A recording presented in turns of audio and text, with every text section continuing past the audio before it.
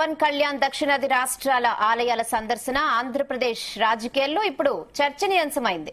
ఇటీవల చంద్రబాబు అధ్యక్షతన జరిగిన కేబినెట్ మీటింగ్ కి అటెండ్ కాని పవన్ కళ్యాణ్ కేరళ, తమిళనాడులోని ఆలయాల సందర్శనకు వెళ్లడం ఇప్పుడు హాట్ టాపిక్ అవుతోంది.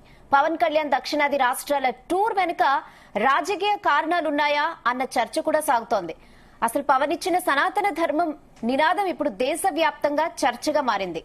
ప్రధాని మోదీ కూడా సనాతన్ బాబు అంటూ పవన్ కళ్యాణ్ ను సంబోధిస్తున్నారు. తాజా పర్యటనలతో పవన్ వ్యూహాత్మకంగానే వెళుతున్నారనే చర్చ కూడా సాగుతోంది. దీనిపై డీటెయిల్డ్ అనాలిసిస్ ఇవ్వడానికి మనతో పాటు జీ ఎడిటర్ భరత్ ఉన్నారు, అడిగి తెలుసుకుందాం.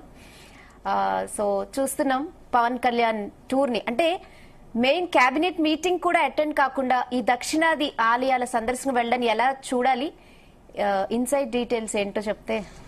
సో రెహనా, ఇప్పుడు ఇవాళ ఫిబ్రవరి 12, ఫిబ్రవరి 1 నుంచి పవన్ కళ్యాణ్ విజయవాడలో లేరు.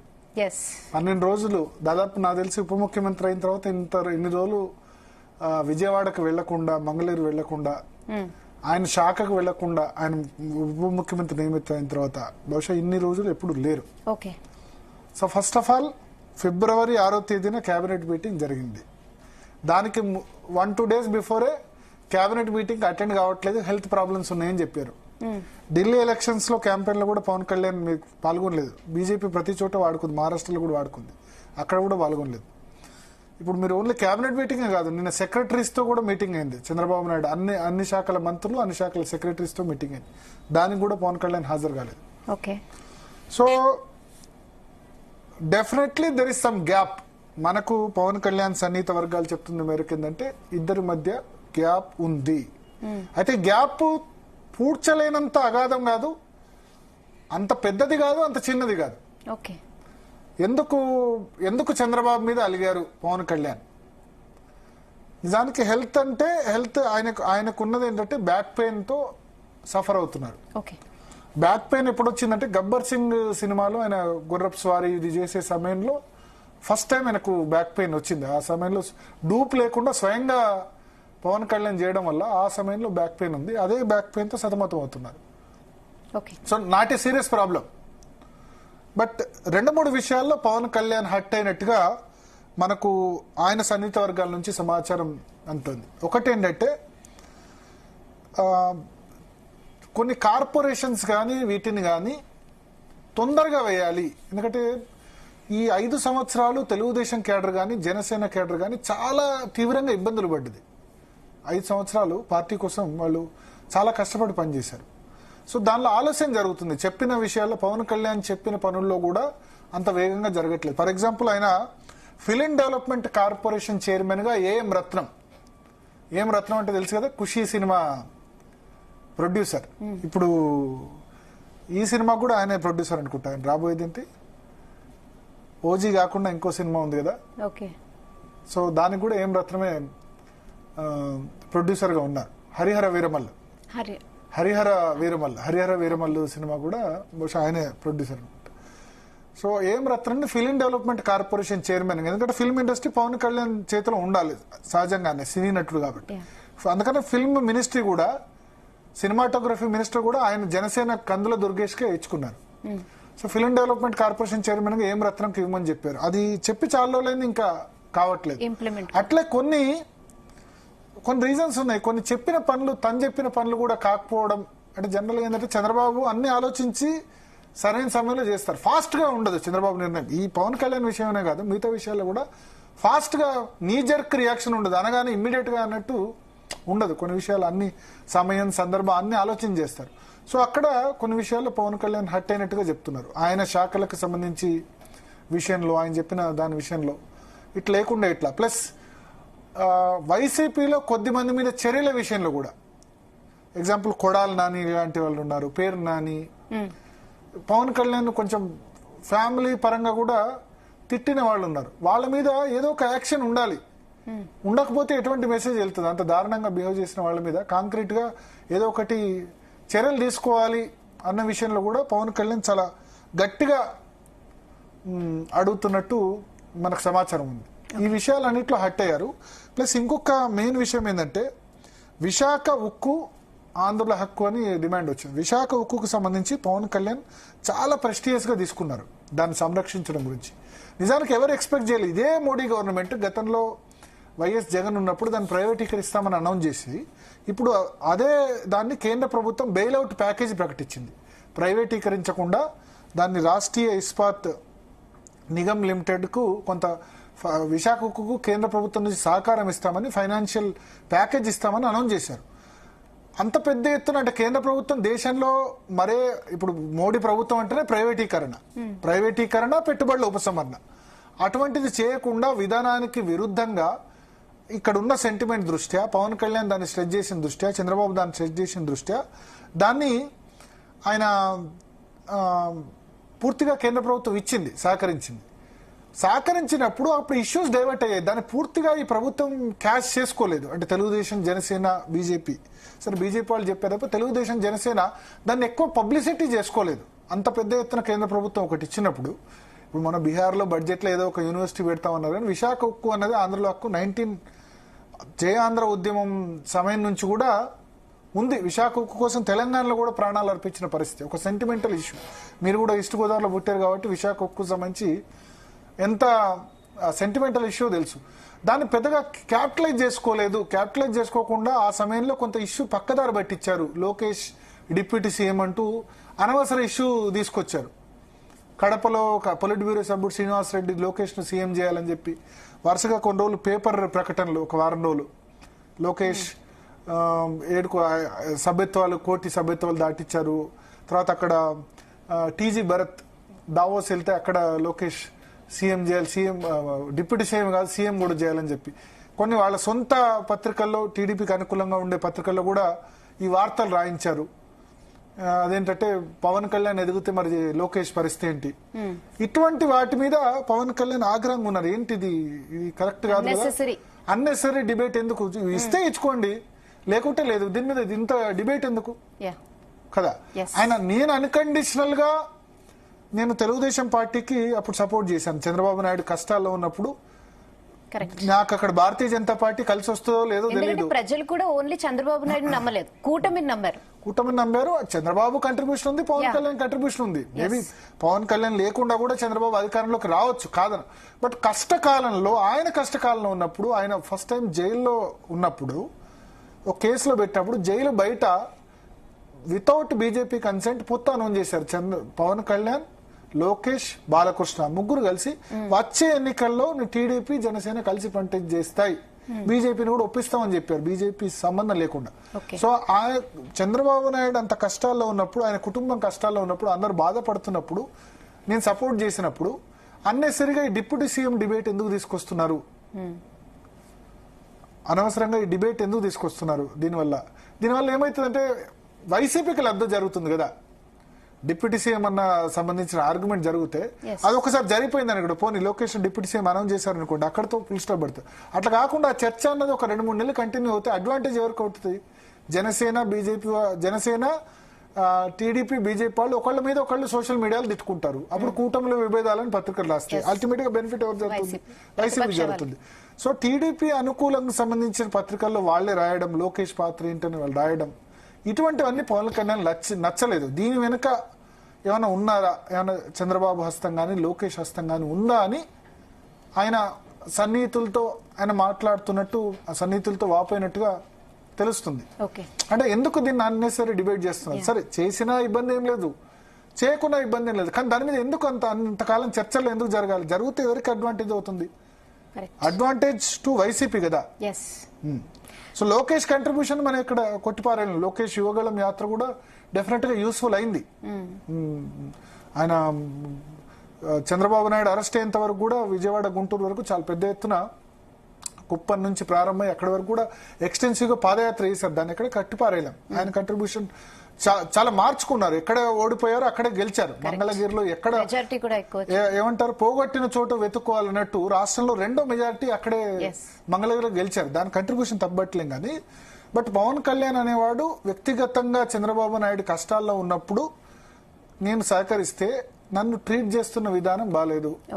పేపర్ ప్రకటనలో కూడా కొన్ని సందర్భాల్లో ఇవ్వాల్సినంత ప్రయారిటీ అంటే ఇవ్వట్లేదు. importance- కొంత అలిగారు, దీనేం దూరం అనుకోవద్దు, అలగడం.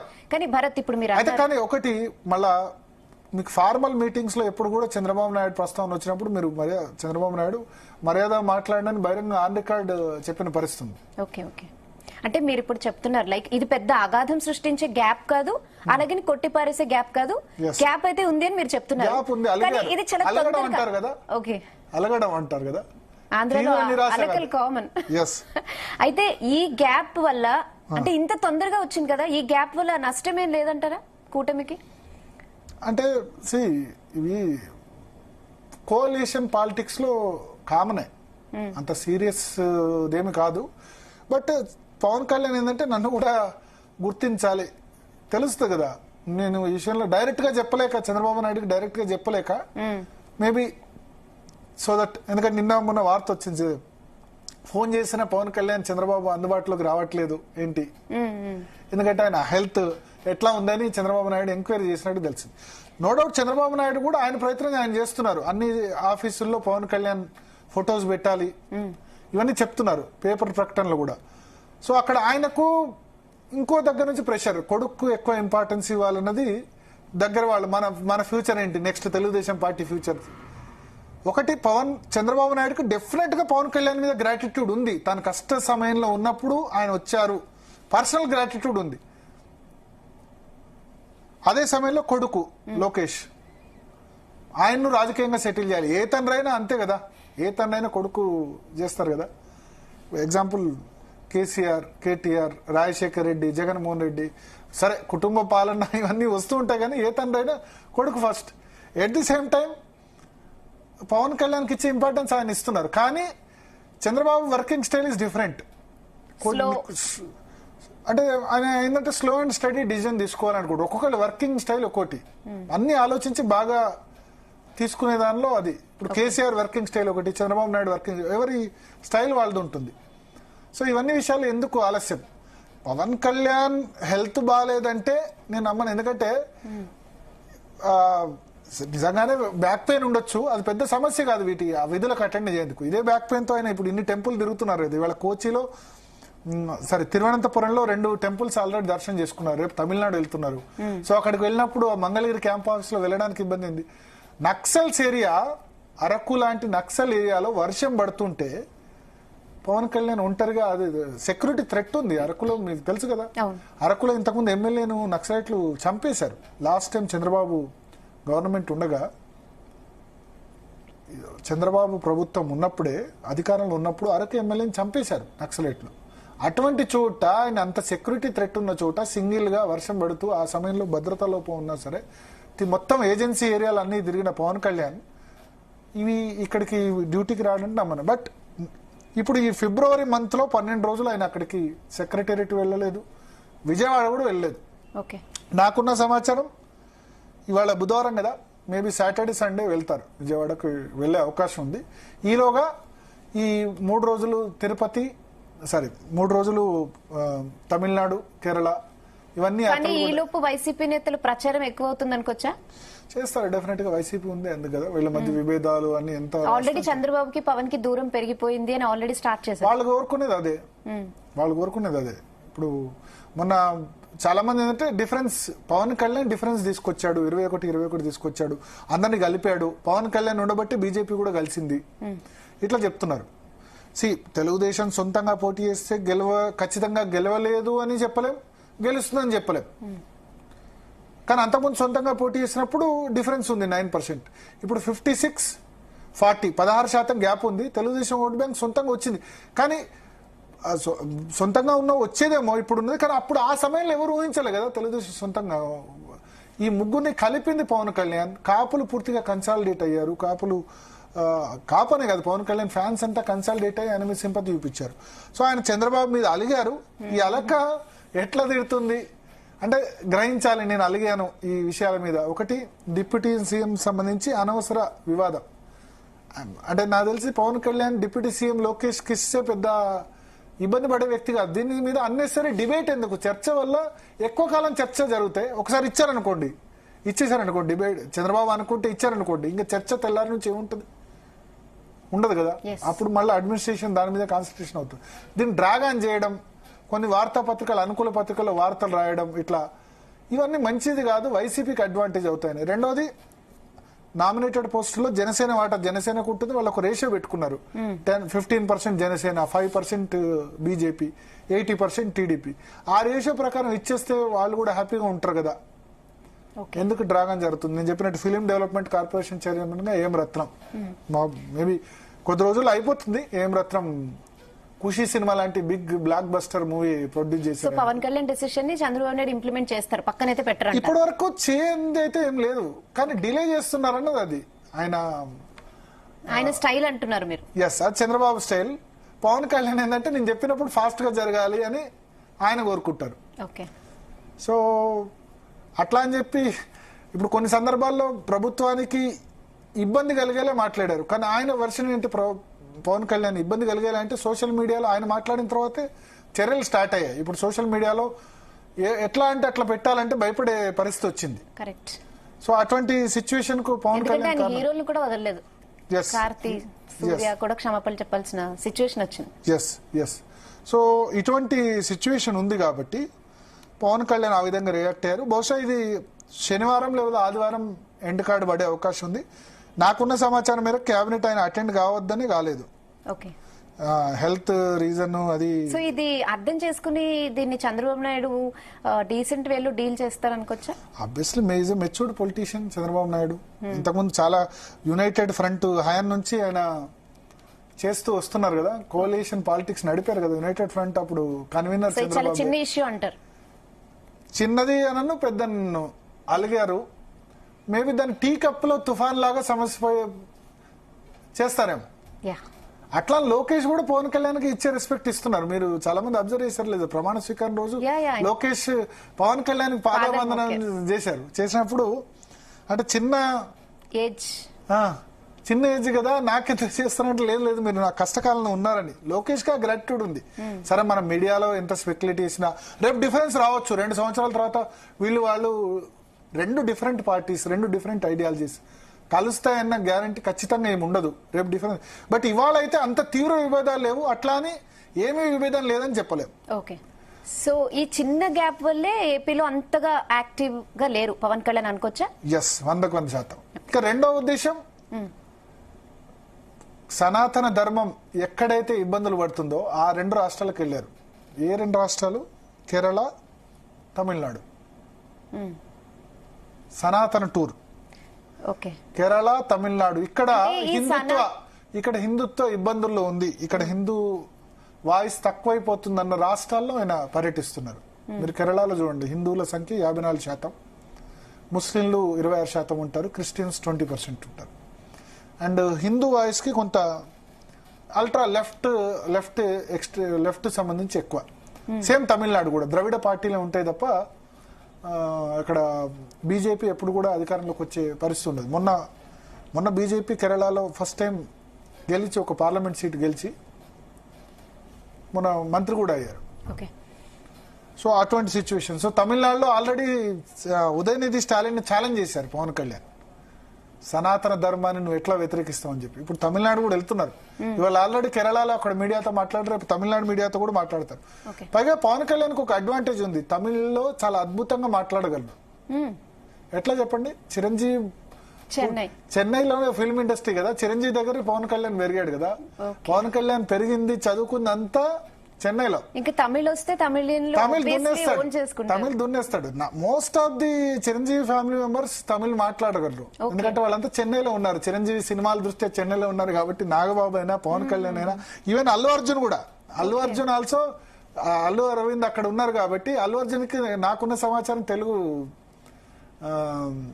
రాదు, చదవడం రాయడం రాదు, తమిళ్ వచ్చు, ఎందుకంటే తమిళ్ మీడియంలో వాళ్ళు చదువుకున్నారు. ఆ తర్వాత అయిపోయిన పరిస్థితి, సెట్ అక్కడి నుంచి హైదరాబాద్ వచ్చిన పరిస్థితి.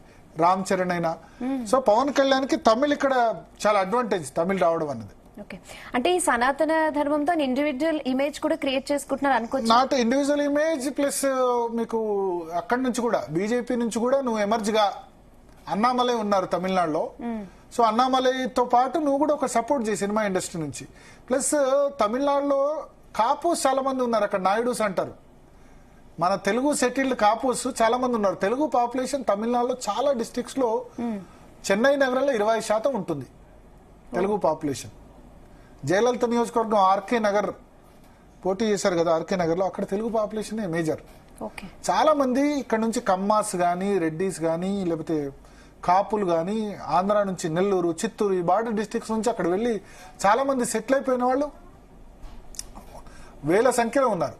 సో ఆ క్యాస్ట్ కుల బలం ఉంది, తెలుగు బలం ఉంది. తెలుగు వాళ్ళందరూ అక్కడ పవన్ కళ్యాణ్ రికగ్నైజ్ చేస్తారు. పవన్ కళ్యాణ్ చాలా పెద్ద ఎత్తున ఫ్యాన్స్ ఉన్నారు.